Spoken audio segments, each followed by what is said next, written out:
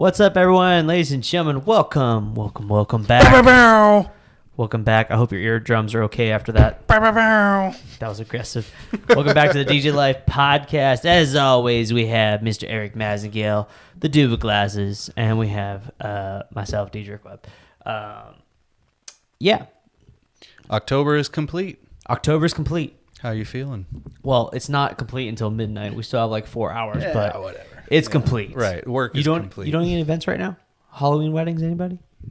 Nope, none. No official Halloween weddings. We don't. I mean, we've done them before, but it's not like crazy popular. I've seen some dudes are like, we always have 20 of them. It's like, fuck, lucky. Yeah, I don't know. That's like my wedding this weekend was Halloween themed, and people showed up in outfits and everything, and it was. But Halloween theme is not. Yeah, literal. It's not. No, like not on Halloween. Like today is Halloween. So, yeah. Uh-huh. But yeah. So 175 total for Dow Oaks. We did. Well, I mean that includes upstate also. Okay. But upstate was only like 8 of those, so who cares? But yes, for all of the weddings that I'm in control of, 175 for October. I have no idea how many we did, but I'm going to just say 30 to 40. I only know how many we did is because I wanted to show off on Facebook. I'm just going to say 30 to 40. Mm-hmm. The fact that I had to do 2 weekends, a double and a triple in October, I knew we were fucking slammed. Jordan's done like a double, triple every single week. He literally just did a triple this weekend. I was like, holy fuck! I think he's got 2 this weekend too. Well, Ryan, it's crazy. Big Ryan that moved to Asheville, he did 13 weddings in 15 days.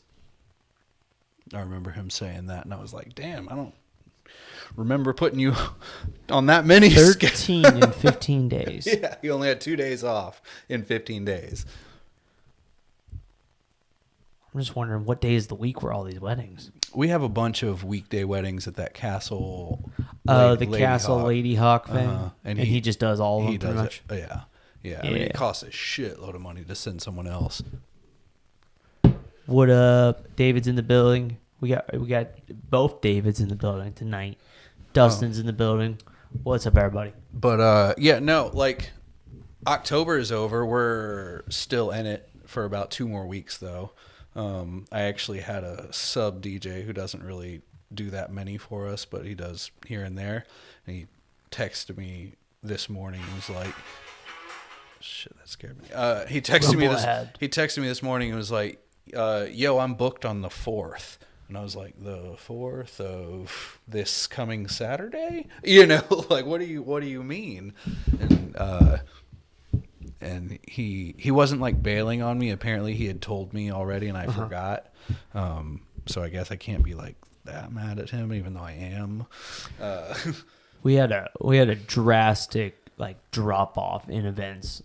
We've been doing anywhere from 6 to 8 weddings a weekend between the 4 or 5 of us, and then like literally this weekend it drops down to like 2. Yeah. Like I literally added up like the amount of weddings we did. Or that we have the rest of the year is like 12. Like the rest of the year over the next 2 months, we only have 12 weddings. I am ready to chill out so that we can rejuvenate, you know? Oh, for sure. I'm ready to hit the drawing board with some rejuvenation under my belt. You know what I mean? Like that's what I'm ready for. Obviously event income is great, but we've already done the year. So I'm mentally over it. Whatever, you know. I'm excited because this time of the year is like when we get like 5 or 6 of those big like corporate events where we get to do like cool stuff, where we do like projection stuff, and we're landing a lot of parties. Like obviously not shit like that, but like little photo booths and Christmas party photo booths crap all day long. Yeah, we booked a lot of it. We've added like $50,000 in sales that I didn't think we would ever do. I thought we were done selling for the year. It's that last little bit spurge of like the Christmas parties in December that hits. It's so funny too, because like if you look at like expenses, profit, blah, blah, blah. If you've already crossed that line, it's like everything from here on is profit, right? All your shit for the year is paid for other than labor. Well, so anytime one of these gets booked, I'm just like, what? And that's extra free income on Erik's, you know what I mean? Like, hell yeah. For me, it's like, it's crazy. Like, events come down, but like everything else is taking off right now. And it's like, there's no like, the gas pedal just gets pushed harder. I know. Right now. For you. It's That's like good. If you draw like a graph of like all the lines, they like all intersect at like the end of October, beginning of November is like where they all intersect, and it's just hell on earth right now. What is your goal? For what? Just in general. What's the goal with all these companies and the money and all this stuff? It's funny. My coach and me were discussing that like back in July, and it's like it's the definition of success and how it changes over time. I don't know if you've ever heard about this, but like in general, like success, like when you're younger, is like, oh, getting a job, and then like once you grow up and everything, you're like, getting a job that makes 6 figures is successful, and then you change your definition of what you think successful Biden takes the office, and you're like, well, fuck that. I'm just going to live. COVID hits, and you're like, all right, my definition of success is survival. Survival until like 60, and I made it. Yeah. And then now people are like, my definition of success is fucking dying, so fuck it. He's like, I'm over this. But it's just building profitable. Like my definition of success right now is building profitable companies that provide for like my family and friends and other employees. That's kind of like where everything is going. It's just building profitable companies, whatever those companies may be. But like you don't have like a income in mind, like personal income, or like I don't know what you're talking about. Like either or. Like no, company guild. I would say total revenue, but who cares what the total revenue is? Yeah. Yeah, personal income. You don't have to say a number, but do you have a number? Is that the goal? Yeah. Like, well, see, like it's like a measurement bar. You could also say the number if you want, but you don't have to. Well, I was getting there. It's like an evolving goal. Like right now, the goal is to get to $1 million. $1 million in like $1 million. What? Made. What does that mean? Like $1 million in profit, aka like you want $1 million in a bank account that is yours. I want to report $1 million in bottom line profit in 1 year. In 1 year. Okay. So give me a couple years and we'll probably be there. Then it will change to 10 million.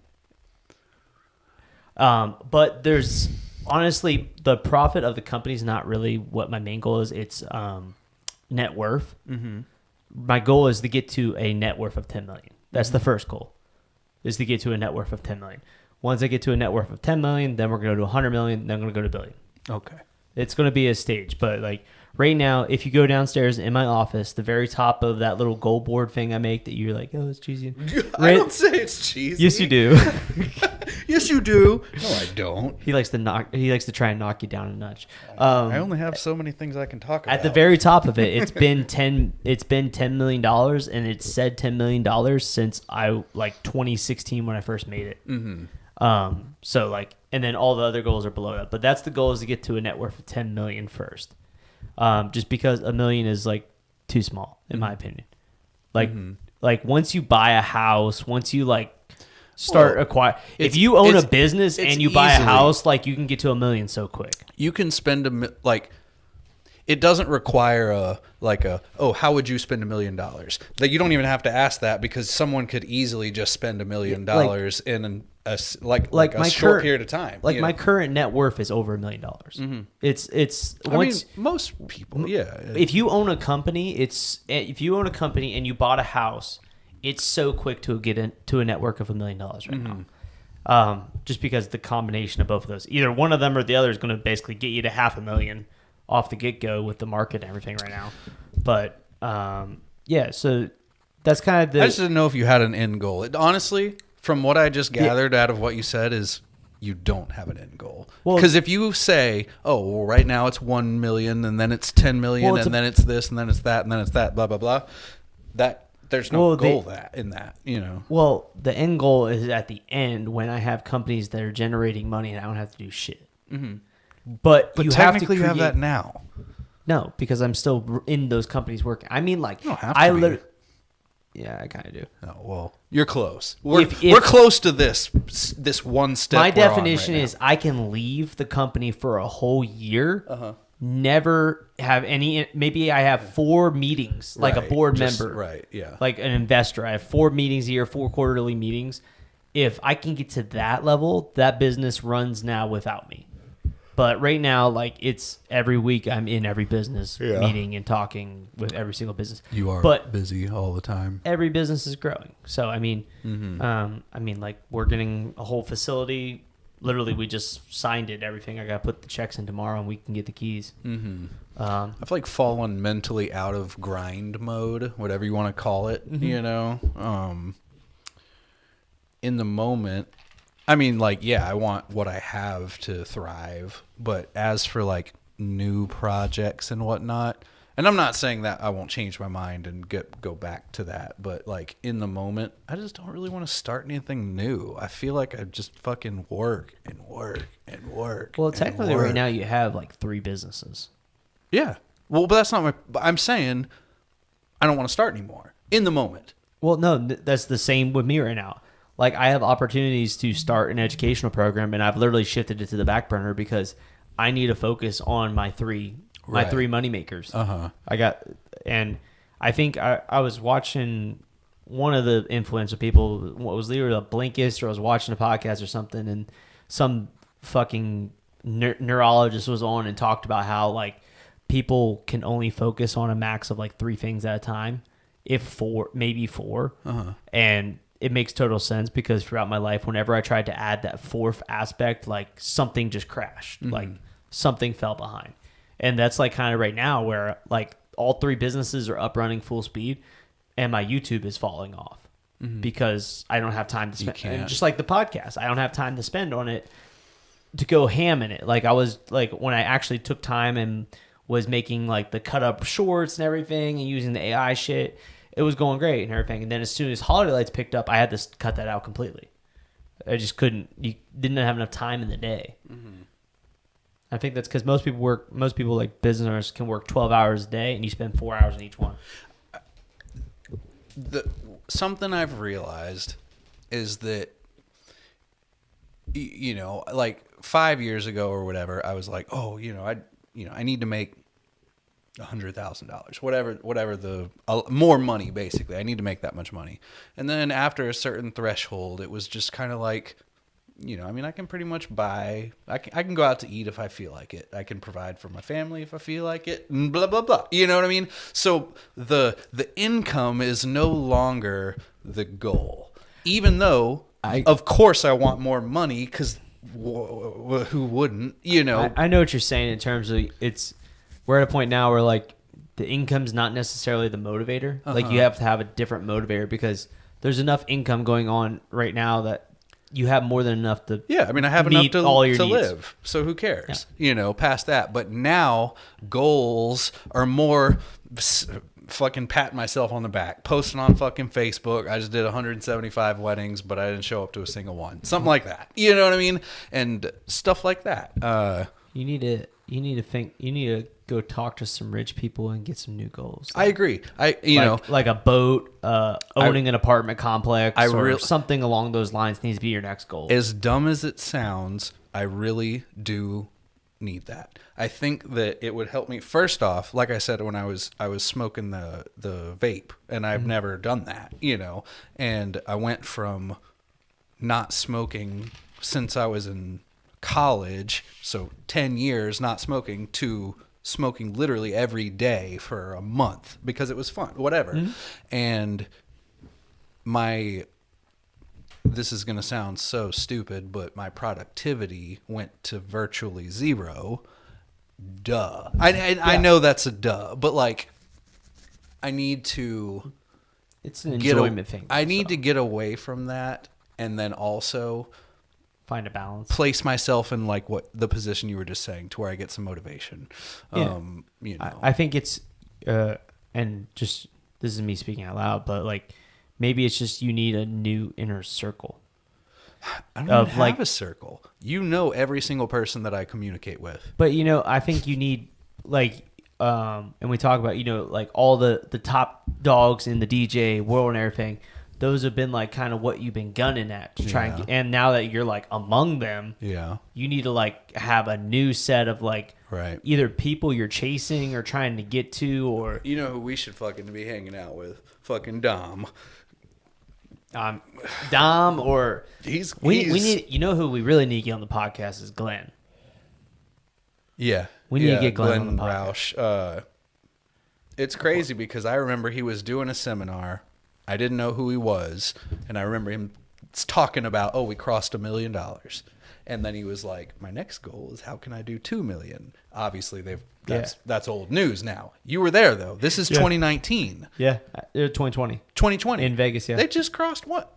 That, ridiculous. That's this year for us, so we'll give it a couple of years. Well, I just remember he was up there and he's like, I wanted to put up here the revenue numbers, but my wife wouldn't let me. So this is the amount of events we did. We did 1,000 events last year. Right.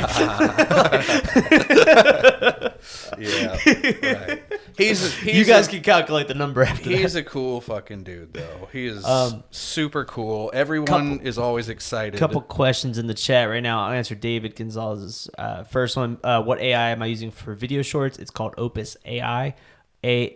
OPUS, Opus AI. Basically, you can give it a long format YouTube video, like any of the YouTube videos I post, or this podcast, and then it will automatically chop it up into like 20 to 30 reels that it thinks are good, and it'll recommend which one's the best one, and you can download them. So basically, instead of me having to sit through our hour-long podcast and pick out the reels, it does it for me, and then all I have to do is watch like 20, 30-second reels and see which one's good, and then pull them and post them.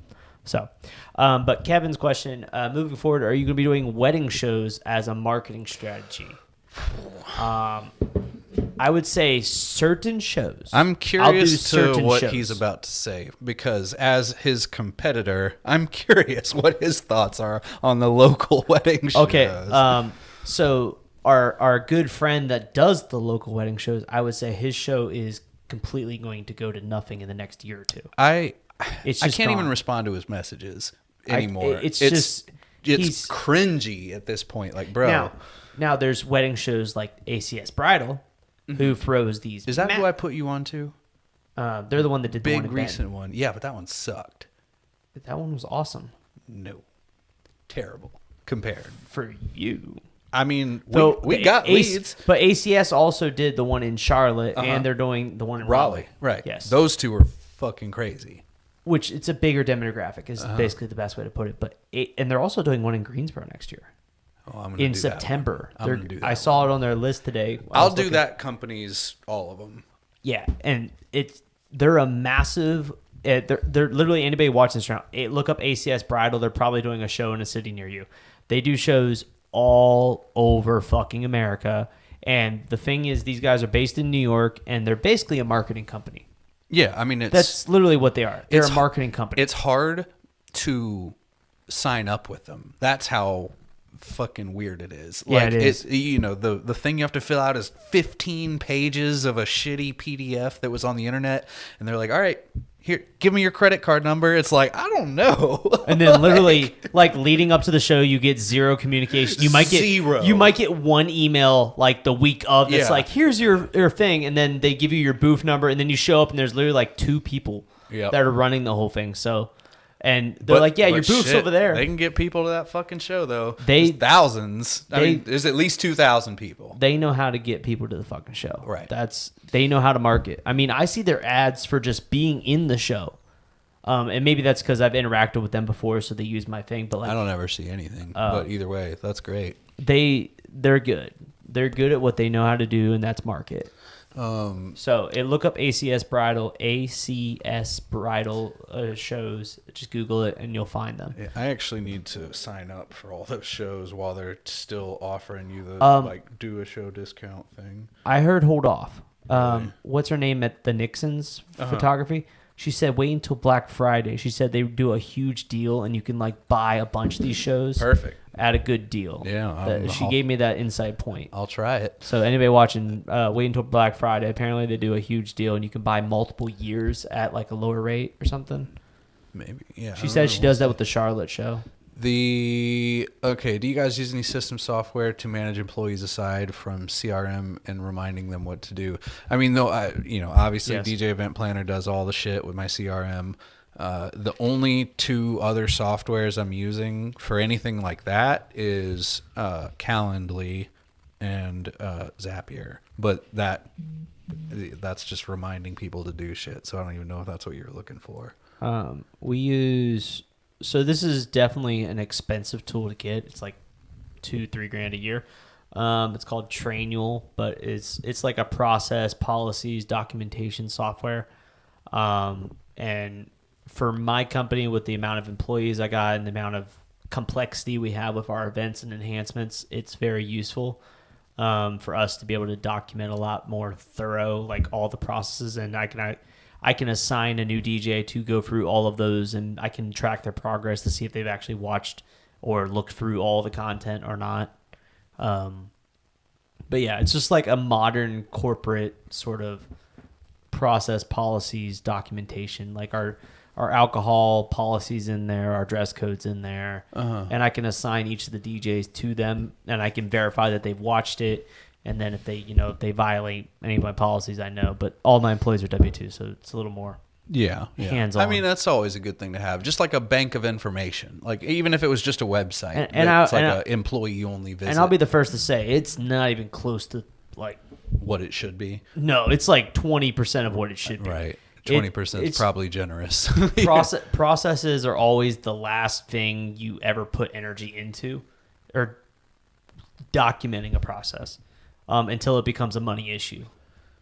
As soon as it becomes a money issue, that bitch gets documented. Yeah.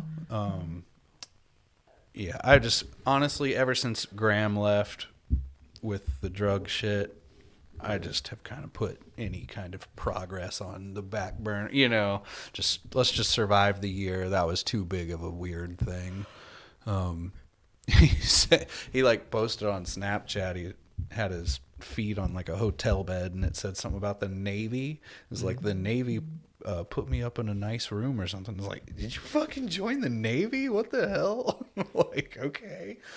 Dustin McGuire just started hiring denied tons of events this year, and it sucked. I did 65 events by myself this year. That is the most I've ever done in a single year. It might have even been like 63 or 64.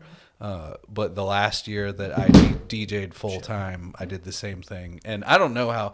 So like Bar and Greg. 100 plus. That's what I'm saying. Bar and Greg, all those New Jersey people that are like all entwined. It's like they DJ like 150 weddings a year. 100. And I just don't know how they do that. Like 63, I felt like I was dying, I've done like, I think 48 or 50 was the max I've ever done a year, and I literally wanted to die. So Kevin's follow-up question to the wedding show was, smaller or larger shows seem to do better for you guys? Larger. Well, I know what you're about to say, and my answer is confident larger still.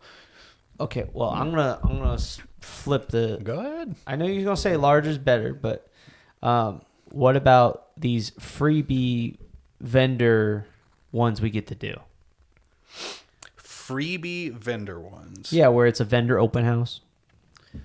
I would argue those are better. That's a little different. I would argue overall those are better because it costs you nothing. First, it costs you nothing. Second, you were probably invited. Yes. It's not something. It's not open to anybody. Yeah, right. That's true. Therefore, you're the only DJ, and the venue that's hosting it is literally telling everyone to come there to book you. Yep. It's not. That's like not even comparable. Like I know it is, but it's not. I'm just like when I think smaller, that's what I think is that venue open houses. Right. Well, venue open houses at venues, and also even if you're not landing gigs from an open house, do every single one that you get offered, because venues appreciate it, and that's where you and they'll recommend you. Yes, maybe. Hopefully they're definitely gonna like you more if you do their fucking open house and give them free music or whatever they're doing. That's like our relationship right now at Legacy. We we just did a wedding and we hung a bunch of those twinkle stars. I don't know if you saw that, but like those starbursts, we hung them up there, and their owner, we were tearing them down. The owner like was there, which I've never met him up till this point. And he like came and he's like, yeah, we really like those. And we'd like to do more of that. Would you be interested in like installing those for all of December for all of our corporate events? And how much would you charge for that? I'm like, and he's like, we'll leave them up for the wedding show we're doing in January too. And I'm like, he's like, how much would you charge? I'm like, nothing.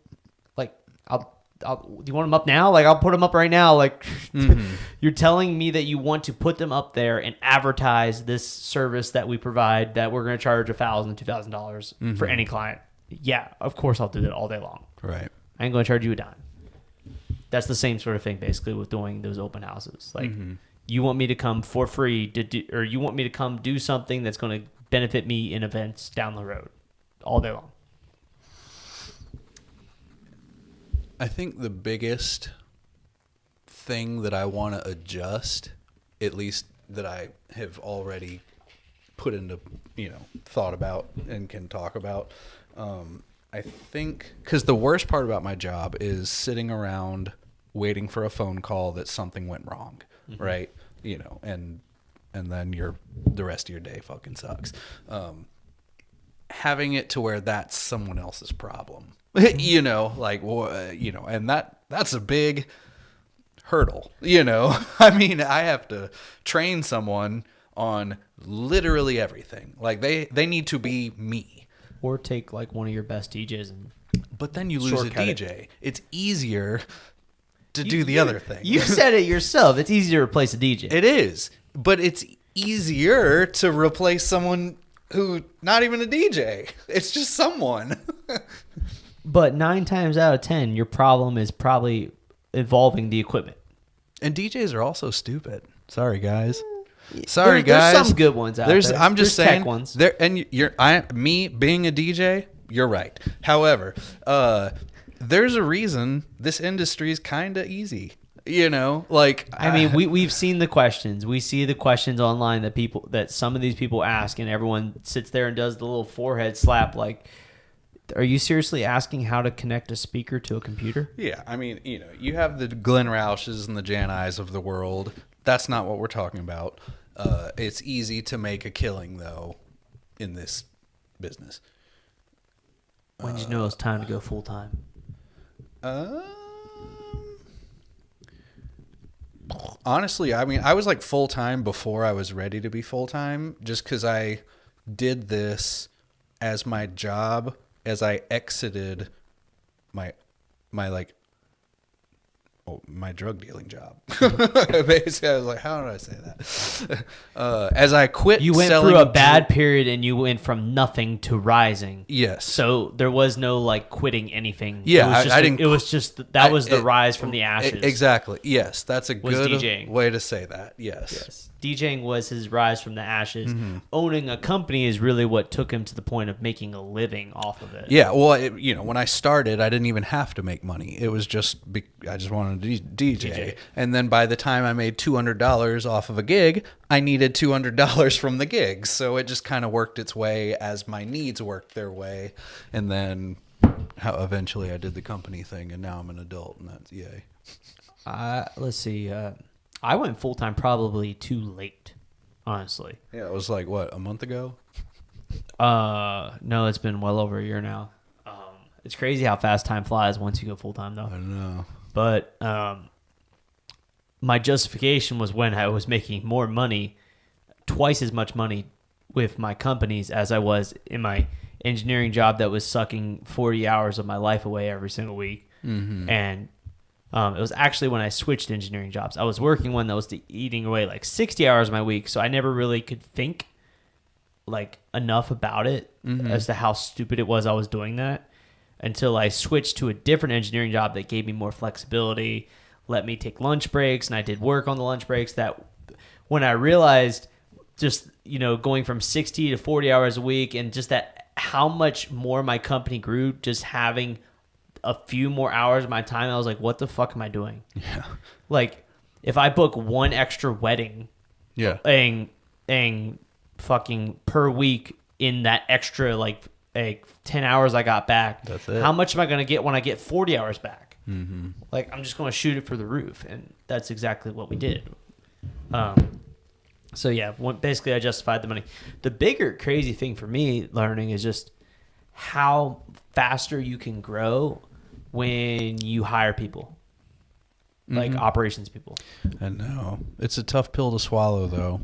It's almost like because you're hiring them and they don't directly make you more money, even though they... Not initially. They do, but they don't. You know, like it's not like a new DJ. So the saying we have in Action Coach is that a salary is costing you a fortune. Mm-hmm. A salary is costing you a fortune, which is a hard pill to swallow. But like, it's amazing how you can... You know, you look at your finances, you're like, I don't think we can afford to pay $50,000 for a new employee. And then you do it, and then magically it's just like it works, and you're making more money than what you were before that employee. And you're like, wow, okay, I guess employees do multiply the money when they help you do twice as much work. If not maybe twice you, but they can do like one of you. Mm-hmm. You know what I'm saying? No, I do. Like they're not going to give 80 to 100 hours a week, but they can like do like 50% of what you do in a week. Right. Well, you know, if $50,000 a year is how much work I put in, I would not own what I own. Correct. Yeah. You know what I mean? You know, if people think it was luck, nah. You know. The crazier thing for me is the combination of giving people a livable salary and then giving them a bonus incentive that they could really make some money with if they, you know, excelled and just went overtime. People just naturally work harder and like work longer hours because they enjoy the thrill of trying to make more money when they can directly make more money for the hours they put in. Yeah. Versus like corporate world where they're like, you need to. Well, versus where you almost get punished for working harder. It's like, oh, you do. They give you more work. The harder you work, the more work they give you. Your boss is just gonna be like, oh, well, he does the work when I give it to him, so I'm gonna give it all to him. You know, exactly. Like, so that kind of is twisted, but. So I love these cups so much that we just ordered some coffee cups, some red ones for holiday lights that we're gonna give to all of our clients that booked this year. And I'm gonna work with this company forever. It's called Discount Mug. But they threw in 200 of these for free with the Greensboro Holiday Light logo on it, and I like love using these cups to make drinks in them. And I was like, dude, I'm sold. I want to work with you guys forever. Right, that was it. You threw in my party cups. I love you. We have like, I'll call them shitty cups, but that are, you know how people have like glass pint mug. I hate that. Yeah. For drinking glasses at home, I like the Coke glass diner glasses that are like red plastic. Yep. They're huge too. We only buy those. We have literally only those. Do you have Dow logos on? No. Oh, okay. Coke just logos. Buy those. Yeah. Just Amazon. Gotcha. Okay. I was like, where are you going with this? No, I just like the cups. That's where those stemless wine glasses we got, those Fusion ones, that's where we got all of ours. We have never done anything like that. Like gifts and shit. It wouldn't be part of your brand though. It could be, but you're right. But you're not wrong. It's like one of those things. It like it for our like brand, at least from my opinion, they expect extra. Like the clients we work with are like, it's not that we have to go over the top, but like they kind of expect that. When they're paying so much for us. Like if they're paying $2,000 just for the DJ to show up now, like that doesn't include ceremony, doesn't include lighting. That's the DJ showing up for just your reception is $2,000, no lighting, no nothing. They're like, they expect. I better get a fucking cup. Like, I better get a shitty little plastic cup with your name on it. But that's like why we give them out at wedding shows, is just to like show that's like the level of like over delivery we do. Now, I ordered those discount like stemless wine glasses, which they're nice. They cost me like $1.50 a piece when you buy 1,000. So, in reality, those wedding gifts that I give out at the wedding show cost me like $3. Right. Well, it costs you, Well, thousands of dollars, but right. Well, yeah, but like per gift, it's like if we're talking about one, I've literally had the 1,000 cups. We haven't even came close to giving them all out, and we've had them for 2 years now. Actually, more than 2 years. We ordered those in 2021. As the winter of 2021. So this is coming up on 2 years that we've had those, and I still probably have about 300 left in the attic, just chilling. And we even upped it. We used to just give them out at the wedding shows. Now we take 2 of them and package them and send them to every couple after their wedding. So it's like we're trying to get rid of them, honestly, at this point, to try and buy new ones because we're talking about doing different stuff. But yeah, I wanted to get for the holiday lighting. I wanted to get like light up ornaments, like a tree ornament, but like I couldn't get them in time. I like waited too long. Like they were telling me they wouldn't be able to get them until like November 25th, and I'm like, that's way too late. It's smart though, because then if it's like a really cool looking ornament, they put it up every year, and then they're like, wait a second. Yeah, so that's what we were thinking. But I think just as good because we gave out hot chocolate packets last year, so we just got mugs this year. So we're gonna put hot chocolate in the mug, give them that. And now we actually have a thank you card to put in there. Yeah, I'm just bitching about buying my actual staff shirts, not alone, let alone people that are just people. Yeah, well, my people are like over expecting. Like Hannah really wants a sweatsuit. Tell her to buy one. She's like, I want an FSL sweatsuit with like the sweatpants and the hoodie. I'm like, because that looks super professional in your sales meetings. I mean, Rock the House, Matt Radicelli's shit, like they provide, I can't remember exact, but it's like a t-shirt and a nice shirt. And maybe a jacket also. You get like your intro pack. Past that, and you're required. You have to wear that shit. You know, it's it's like your work shirt. Let me guess. Past that, they got to buy it. Yes, they got to buy additional Rock the House stuff. If you don't have to, but you can. But you can. Right. That's and how it's shit like that, like you were just talking about. That's how it was at the restaurant I worked at, the catering restaurant or whatever I worked with. They gave you your first black shirt for catering for free. And then any shirt you wanted, you could buy them. They were at cost. Right. They didn't upcharge them, but like it was like $9. If you want another shirt, it's $9. Honestly, I think that's fair as shit. You know, like maybe like it for a small business, it's fair as shit. Maybe not for a monstrous corporation, but like yeah, a corporation should have a budget for that. Yeah. Well, I mean, either way, but like it's just well, the thing is bullshit if someone's going to treat their company shirt like shit. Well, and I think part of that when they're forced to buy it, they won't lose it. Right. Oh, yeah. Yes. That's like what I've ran into that now with like giving the guys, you know, the nice fusion jackets and stuff. Literally, I got one guy, he's on his 3rd jacket. I didn't give him the 2nd or 3rd. I told him, you got to buy those. Right. Like, I'm taking them out of your paycheck. That's what I'm like.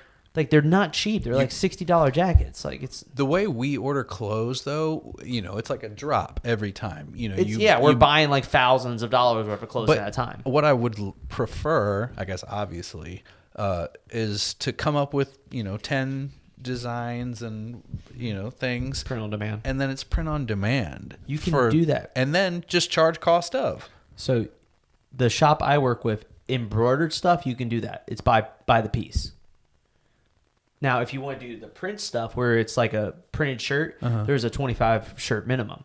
But embroidery stuff, there's a setup fee. So once they have your logo on setup, you literally just call them up and just tell them what you want, and they'll make however many you want. You can get 5, you can get 10, you can get 20, you can get 30, 40, 50. There's no limit. Like I can literally call them up and be like, hey, I want a hat, like just a single hat embroidered, and they'll just do a single hat.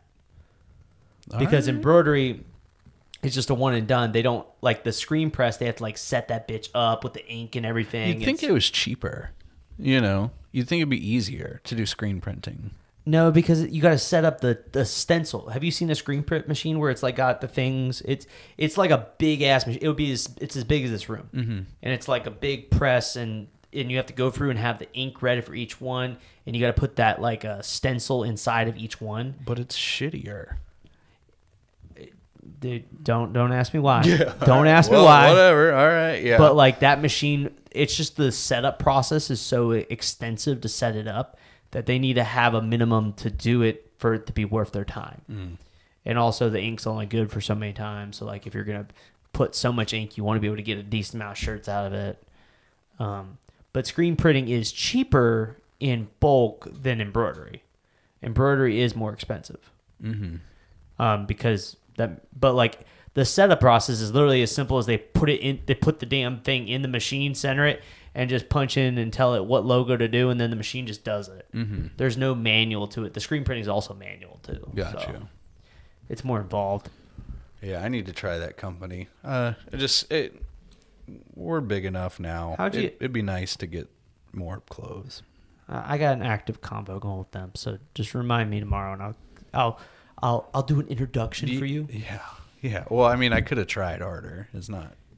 They could have answered my fucking email also, but whatever. She was having problems with emails because I literally sent her a big detailed email with like PDF, like pictures and stuff, and it never went through. Hey, I know younger people with emails that did go through that just don't reply to them. So she literally like the email, because I literally replied after it with just like a text, and she's like, "Oh, I got this one. I didn't get that one." And I'm like, it must be their server or whoever the fuck set up their website with their like at websites or whatever, that's like garbage. They're using Outlook too, so that's garbage by itself. Sure, so yeah. It's probably getting flagged and shit, stupid stuff. Anybody else got any questions? It's crazy to think how if your SPF records or whatever just email shit is fucked up, how much money you lose immediately. Well, I mean, I guess if you're small, but like if the Dow Oak SPF records go down, which have definitely happened. I've had to go in there and fix it, and we don't have email. I mean, we have janky email for 2 days. That is a long time to not have working email. Oh my God. Have I told you about like my struggle with like you probably don't have this because your dad's a contractor, but like I've been like reaching out for people, not only for the siding, but like I've been reaching out to try and get people to tint the windows in the party room and a few other things I've been trying to get quotes on.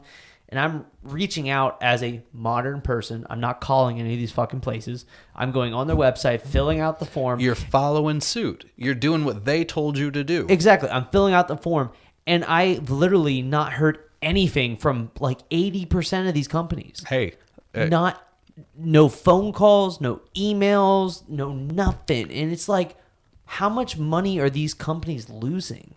Because they probably paid some stupid company to set up their website, didn't give them any feedback, anything, and these are just like going to a junk box somewhere, like, or they just don't check their email. It's like, what the fuck? Or it literally lands in their inbox and they just don't do anything. But it's mind-boggling to me, like the companies that I'm inquiring and like how much they, like how reputable, like they have really good Google reviews and like they look like a really good company that's doing a lot of good work. And then I literally follow their process and inquiry and hear nothing back. Yeah.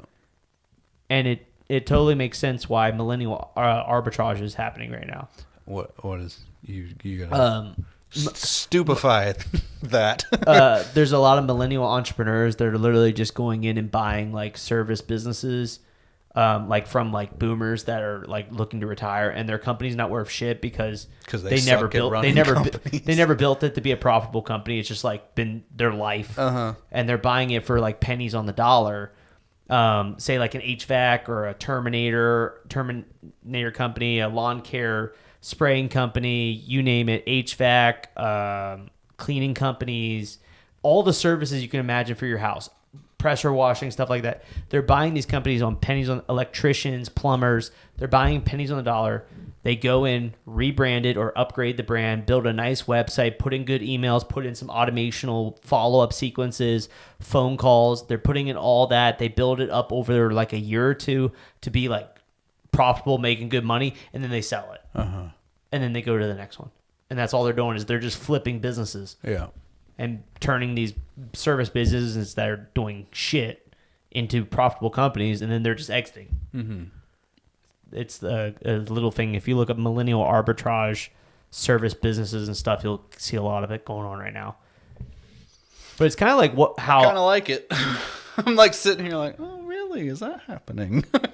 No, I mean, if you want another goal, own a plumbing company, own an electrical company. I mean, it's funny because all of that, like, yes, I don't know anything about electrical work. I don't know anything about plumbing. You don't need to, though, but I you know how to market. exactly how to run the whole fucking thing, though. Other than the fine-tuned details of how to actually do it. Imagine if you bought, like, say, a plumber company that already has, like, 4 plumbers working for it. Mm-hmm.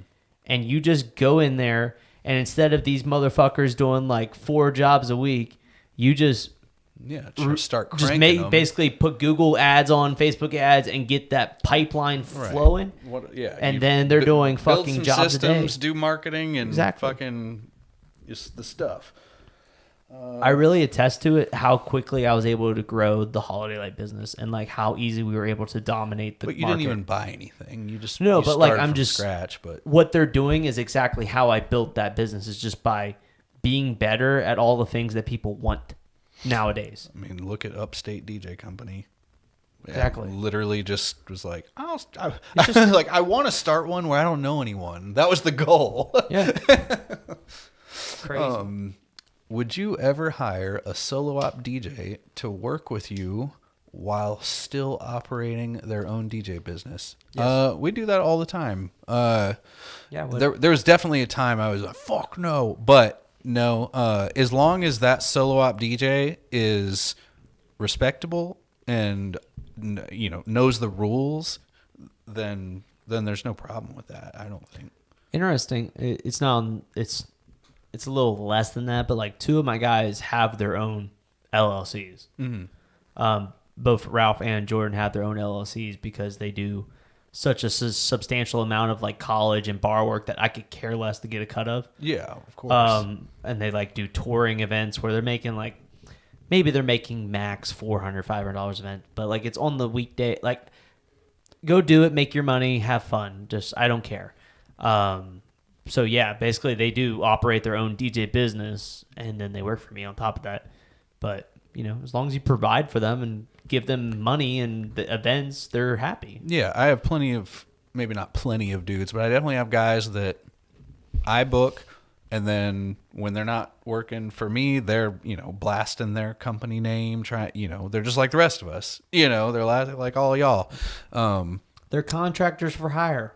If you don't hire them, they're going to find either someone to hire them or another company. Like, as long as they understand the rules. And like I said, when I say that, and y'all are all going to know what I'm talking about, but like, when you're presenting for someone else's company, you don't fucking talk about your company. Mm-hmm. That's the main golden rule. You got to, treat it like your own company, but also, if someone asks for a card, you don't hand your own company's card out. That's a no-no. That's immediate, never talk to you again type of shady people shit. Honestly, someone shouldn't even have to tell you that. If you take a gig for another company, you should know you're representing their company. And that's pretty much that's it. Yeah. Oh, I had a fun wedding. So I had a triple header 2 weekends ago. Mm-hmm. I was at the Bradford. It was just 2 weeks ago. So I announced the wrong caterer name. I didn't look at the sheet. Wait, you announced the caterers' names? It was a served dinner. I said that the staff would be around from this catering company, and I thought it was Rocky Top Catering. You know that name. Yeah. Okay. So it was not Rocky Top Catering. They were just the bartenders that were hired by Bradford. There was really White or the Oak or something under the tree, whatever caterer, which their food wasn't that great anyways. This is fucking hilarious though, so I'm unloading my gear. Big ass Rocky Top van pulls up. They're unloading shit. I even put it in my story. I said, Rocky Top Catering's the building. Oh, it's going to be good food today. I didn't look at the fucking sheet. And literally, who fucking cares though? No, that's the funny part about it. It was just like the caterer was just like so pissed at me the whole night. But like I didn't care because like the caterer's not going to give me recommendations. Right. But so it was just so funny that I don't know. I was just like, not my fault that your branding is terrible and you rolled up in a white U-Haul van and they rolled up in a nice fucking van. Like, yeah. But I would have never said the caterers' names. I did get it 'cause maybe I was- a one-off in a weird situation you just happen to. I but never normally do, but like I like Rocky Top Catering, and I know they do a fuckload of events. Yeah. So like that's why I wanted to shout them out. Right. Was that reason? And it's funny. Literally, I said, Ed, today or tonight we're gonna have because it was after like the welcome speech or whatever. I was like, oh, no need to go anywhere. We have a served dinner tonight, so please remain seated, and they'll be around. You can start your salads. We have wonderful Rocky Top Catering in the building today. The food's gonna be delicious. Enjoy your time. And then the coordinator runs up to me. He's like, so the caterer is actually white oak or whatever tree or whatever. And they would like for you to make a clarification announcement. I would have laughed in her face. I would have been did. oh, no one cares. I'd have been like, oh, no, it's fine. So this is how I did it. So this is how I played out the rest of the night. I laughed my ass off. I was like, all right, cool. And I was like, sorry, everyone, just a quick clarification. The caterer is white and oak or whatever. The bartenders are Rocky Top. And then I was telling my assistant so they brought us our dinners and everything. And I was chilling on my phone. I wasn't even at the table. And the lady brings in the dinners. It's just a big fucking like turd. In No. your food. She brings in. Like she brings in. of shit. She brings in one meal, one vendor meal, and sets it down and says, "Here you go, DJ." Wow. Just one meal, and literally, I was like, That's I literally was fucked like, up. "Nah, I'm good. You guys can have that." Like I was funny. like, "I ain't you fucking spin that shit or something." I don't know, but literally, we came out of dinner. I was like, my first announcement was literally like, "Wow, wasn't that the best food ever from White?" I haven't had a fuck up like that in a minute. It was funny though. So I have a question. So one time my buddy Kevin was asking, or I don't remember if it was him. It doesn't matter. But basically it's, do you introduce yourself to a wedding, right? That's a good one. It's do like, you tell them who you are, the company name maybe? 50-50. You're like, I'm Rick Weber with Fusion and whatever. Like it depends. I wing it every time. I thought that was the weirdest thing. I was like, when he asked me, I was like, my immediate response was, fuck no. You know what I mean? Like, ugh, it's not about me. That's my first thought. And then I was like, now that I think about it, I feel like a lot of DJs do introduce themselves. But isn't that cringy? Am I wrong? I'm not saying it's right or wrong. I'm saying I don't know if it is. I feel like it's wrong, though. It's the language of it. Like I've watched G and I do it. I've watched a few of them. The best ones that do it, like the proper MCs and everything, the ones that have been in courses, is they they hype everyone up. Is like, let me do the honor of introducing myself tonight. If you need anything, my name is blah, blah, blah, on behalf of blah, blah, blah, or whatever. We're going to have a great time and everything. And then they go into whatever. It's like, I hate that shit. It's the proper way to do that it. professional MCing shit. I mean, don't get me wrong. To each their own, of course. Mm-hmm. I am not the guru, but that shit is fucking whack. Like the one get part, off the fucking mic and that's it. The one part about them that I like if they do it is like when they introduce everyone, and I've tried to do some of those. Like I don't introduce myself necessarily. I might say my name is Rick or something like that, but I rarely drop Fusion Sound Lighting's name at my events. But I try to announce the name of the venue, like welcome to the Bradford tonight. Mm-hmm. Hey, that's different. Even I think saying my name is Rick is different. But if I know the coordinator is going to dismiss tables, I try to shout her out too. In a way, like, hey, tonight's going to be a buffet, and our wonderful coordinator, blah, blah, blah, over here, and she raises her hand, is going to be dismissing tables today. So remember, I would say just that. brown nosing a little bit with, the venue name, trying to throw out the venue, trying to throw out the coordinator. I think my main, that's weird, is saying your own company name. Like Chris Washburn. Oh, my name's Chris Washburn with Washburn Entertainment. Why would you say that? I like to say on behalf of. I hate to even just use Chris Wash. He just popped into my head. I don't know if he does that. I like when he does, but I like when they say on behalf of. I'm here on behalf of Fusion Sound Lighting to DJ for you today. My name, I like when they throw that in there, not from, because I feel like that sounds so cheesy. When you're I'm blah blah with this company, it just sounds salesy almost. Yeah. It's Well, I'm sure because I said Chris Washburn. He's definitely a Mark Farrell trained professional. Show Out does that stuff. He the way he says is my name is DJ Show Out, and I'm here today on behalf of Fusion Sound Lighting to celebrate with blah blah blah and blah blah blah. I wonder if he said Dalek events that night. He probably did. He said it on his story. Did he? He's like, I give him mad props because he's like, when he was doing the transition between like K2 and Fusion, he's very clear in his stories. Like the first story, today we're going to do a wedding and for whatever company. Like he says specifically what company it is he's doing the actual wedding for. Like he was like, today I'm representing K2 events. Today I'm representing Fusion Sound. Like he's very clear in his stories who he's representing for that day. I want to sit down with K2 and just be like, so like, what's y'all's deal? Like, are y'all still like a thing? Video. Yeah. I know they do video, but it's the DJ side that I care about.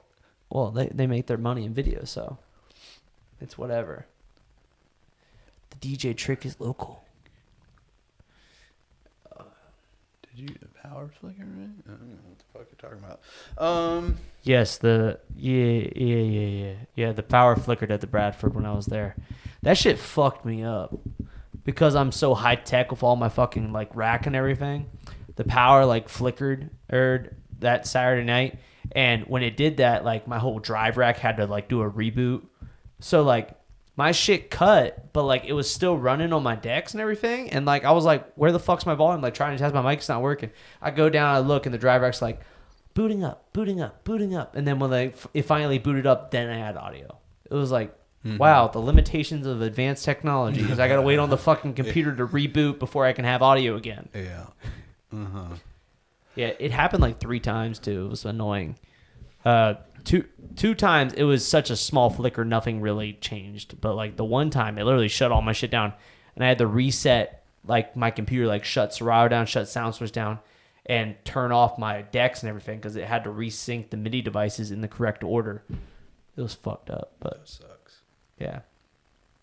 But it was during dinner, so I didn't really give a shit because otherwise I would have like hit my phone up and like started playing something. But like it was during dinner, so like, and the dad already came up to me and said that it was, if you've ever been to the Bradford, it's super echoey. It's literally an echo chamber box. I can't think of the venue. I know we've been there. I've been there for myself. I'd like to like have a PSA for all venue owners or people building venues that if you build a venue with fucking all hard surfaces, concrete walls, flat ceilings, you're going to have a fucking echo box. And yes, it looks pretty, but it sounds horrible. Yeah. Yeah. Horrible. Hang up some pretty looking carpet rug things or something. Well, I think like a lot of them don't realize that's why hotel banquet halls have carpet. It's not because it's easier to maintain. It's because of sound. Mm-hmm. Because it's not easier to maintain. A concrete floor is way easier to maintain than a fucking carpet floor. But they do it because of the acoustics of the room. Mm-hmm. If you have a big carpet, it absorbs all that sound. I've explained that to a couple of venue owners that have asked me, like, you seem knowledgeable about sound. How is that? Like, why does my room echo? I'm like, because you don't have any soft surfaces. You have all reflective surfaces. I love the one venue owner. They came back to me and she's like, oh, I'm going to hang some cork tiles. Oh my God. Cork tiles on the ceiling and everything. Do you think that'll help? And I'm like, no. Yeah. Not at all. Of course it won't help. Cork is not an absorbent surface. Yeah. Whatever. This room actually is a good example of sound acoustics. That's why I put this giant rug that no one can see below us is to absorb the echoes, and then I put these sound dampening things. These little squishy things. These did a little. The rug did the most. Oh, yeah. I mean, these are not. Whatever. They're yeah. Right. Anyways, the lights went out, which means it's after 10 o'clock. Yeah, we did it. We did it. We'll come back. We're gonna holler at some guests. I think we're gonna stack up some guests, sprinkle those things in. We kicked our busy season's ass, so we're kind of ready to get back to the podcast. Like we got two more weeks of busy left. So if we keep fucking off, it's only for 2 more weeks. Eric's got 2 more weeks. I got holiday lights, and both lighting USA craziness, but I got people. He got people. I got people. I was telling Marcellus that the other day or yesterday because we did 2 jobs yesterday, and he thought I went and did them myself, and I was like, "You're funny. I don't plan on getting on a single roof this season. If I get on a single roof this season, it's because we're on track to hit $500,000, and I need to be out there as a third crew." But anyways, thank you guys so much for tuning in on this lovely Halloween night. I think everyone's passing out treats or at parties or something. But see you guys next week with another awesome podcast. Good night. Bye. Like, comment, subscribe, all that bullshit.